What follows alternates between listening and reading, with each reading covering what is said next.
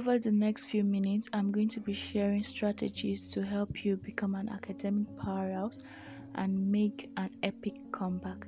So get your pen and paper ready and jot down the points I'm about to mention. This channel is currently at 670 subscribers, but we can definitely get it to 1,000 subscribers, so let's go.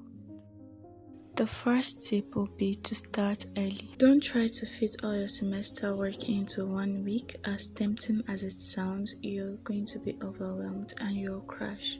Instead, right from the first day of resumption, try to dedicate at least 30 minutes of your time daily to studying. Read ahead of your lectures. After classes, revise your notes and read more on the topic. Make sure you read as intensively as you can and have a little notebook where you write down questions to help you revise when you're studying for exam. For example, if you are reading on separating techniques in chemistry, in your little notebook you can write questions like what is chromatography and what is the difference between distillation and filtration. So while preparing for exam, you can use these questions as a guide to revise your notes. Another tip is to study every day. Like I said earlier, you can dedicate as little as 30 minutes every day to reading. After all, what's the use of studying 10 hours every day and when you're asked a question, you just don't know how to answer it? Funny thing is, you may have come across the answer before while reading, but now you have to struggle to remember it. It really doesn't matter how much or how long you consume.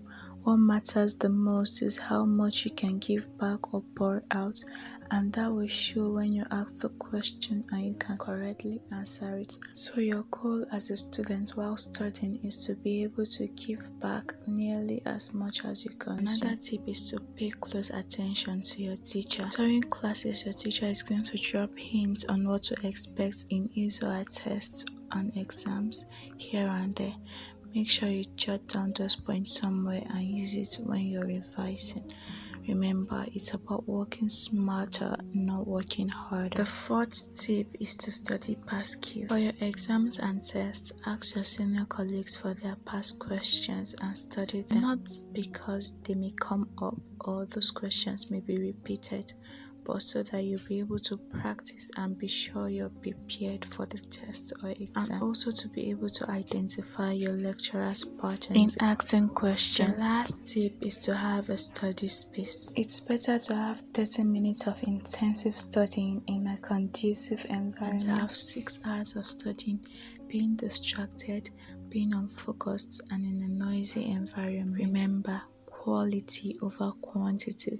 Study smarter, not longer. Every minute counts. Thank you so much for watching. See you in my next one. Bye for now.